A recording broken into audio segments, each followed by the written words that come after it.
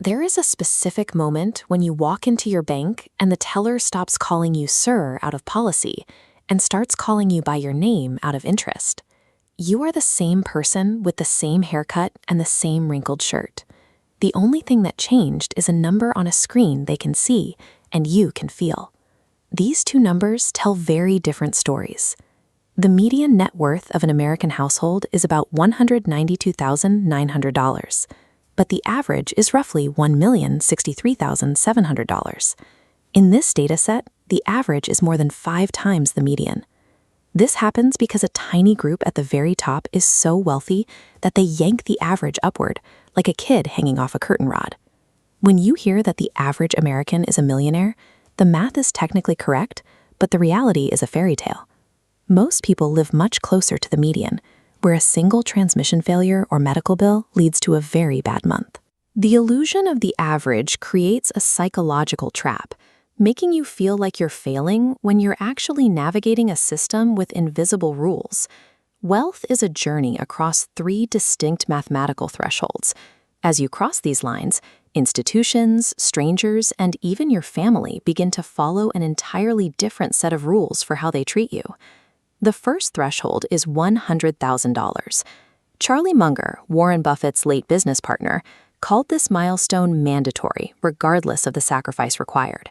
He famously advised that if it means walking everywhere and eating only what you can buy with a coupon, you find a way to get your hands on that first $100,000. The math behind his obsession lies in the rule of 72. If you take 72 and divide it by a standard 7% market return, your money doubles roughly every 10 years.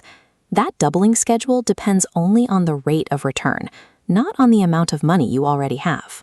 While the schedule is the same, the dollars it spits out are not. $100,000 at 7% earns about $7,000 in a year. $1 million at that same rate earns $70,000, more than the median American salary, for doing absolutely nothing. The early grind feels slow because the snowball itself is still small. Crossing this line removes you from the most financially fragile group in the country. At this level, banks like Bank of America start changing your pricing. You receive better card rewards, discounts on auto loans, and reduced costs on mortgages. It is the first time the machine decides you are worth being a little nicer to. At level 1, society still mostly ignores you. But the fundamental physics of compounding have officially shifted. For the first time, the math is working for you rather than against you. The $1 million threshold is no longer what it was in 1990. Due to inflation, it now takes roughly $2.5 million to match the buying power that original millionaire status used to command. While it provides comfort and ends the panic of car repairs, $1 million today does not buy a life of private jets. However, this is where the institutional treatment changes for real. At Chase, a $150,000 balance transitions you to private client status. You become a person the bank would be genuinely sad to lose. Fees are waived away, and you are assigned a dedicated human advisor instead of an account number. This flowchart illustrates the mechanic the wealthy use to maintain their capital, the securities-backed line of credit. Instead of selling stocks to buy things, which triggers taxes and stops compounding, they borrow against their portfolio. The bank provides low-interest cash while the stocks remain invested. JP Morgan's own math shows the advantage.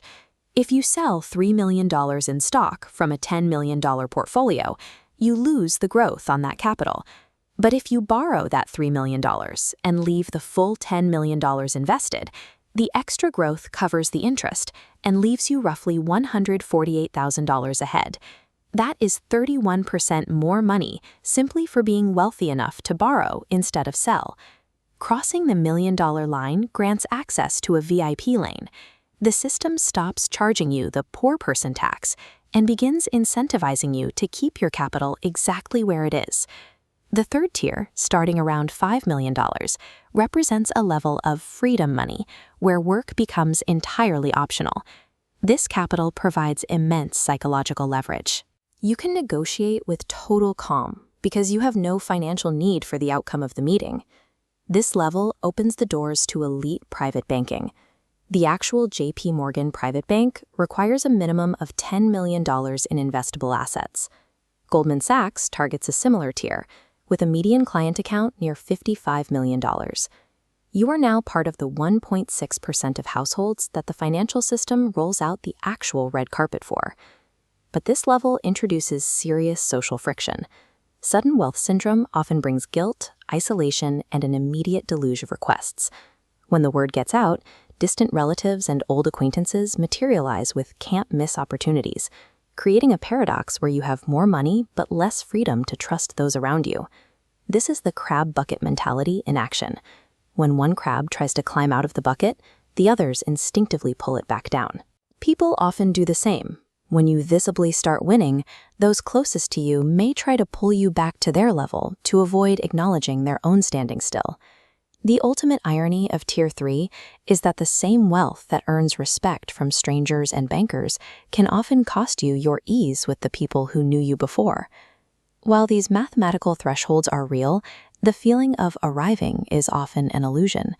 Even as you climb the ladder, the sense of financial security remains elusive for many, because the bar moves with you. Annual surveys from Charles Schwab show that the target net worth required to feel wealthy keeps climbing, recently hitting $2.5 million. The person with $1 million looks up at the person with $2.5 million and feels behind, even as they stand in the top few percent of the population. The human brain normalizes new wealth levels in about a month. Once the new lifestyle becomes the baseline, the mind demands the next tier. These goalposts sprint away from you at the exact speed you approach them. The only defense against this treadmill is to predefine what enough looks like for your life. You must choose your own finish line before the system's moving goalposts decide it for you. Financial success means defining your own finish line and stopping when you reach it. Once your personal version of freedom is secure, you can stop measuring your worth against the number on a teller screen.